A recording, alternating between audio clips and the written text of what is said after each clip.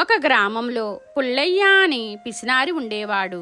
అతను తాతల కాలం నాటి పాత గుడిసెలో నివాసం ఉండేవాడు. అది ఎండకు ఎండి వానకు తడిసి పూర్తిగా పాడైపోయింది. అయినా పుల్లయ్య ఆ గుడిసెను బాగు చేయించలేదు. ఎందుకంటే డబ్బు ఖర్చు అవుతుంది అని భయం. కొద్ది రోజులకు వానాకాలం వచ్చింది. బాగా వానలు పడుతున్నాయి. వానలకు గుడిసె మొత్తం కురుస్తుంది. పుల్లయ్య ఒక మూలన తడుచుకుంటూ గజగజా వణుకుతూ నిలబడ్డాడు. పొరిగింటివాడైన మల్లయ్య ఏదో పని మీద బయటకు వెళుతుండగా వర్షానికి తడిచి గజగజా వణుకుతున్న పుల్లయ్య కనిపించాడు. పుల్లయ్యతో, ఎందుకు ఇంత బాధపడుతున్నావు?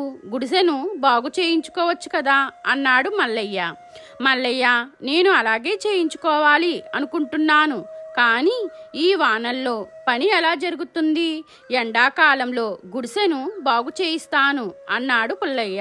మల్లయ్య అక్కడి నుండి వెళ్ళిపోయాడు.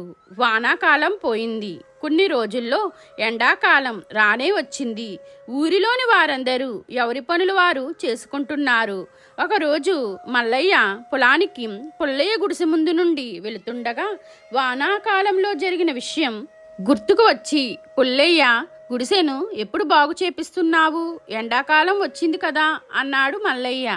ఎండాకాలం ఇల్లు ఎలా ఉన్నా ఒకటే నాకు. ఎందుకంటే పగలు పొలం పనుల్లో ఉంటాను, రాత్రికి వాకిట్లో పడుకుంటాను. ఈ మాత్రం దానికి డబ్బులు వృధా చేయడం ఎందుకు అన్నాడు పుల్లయ్య.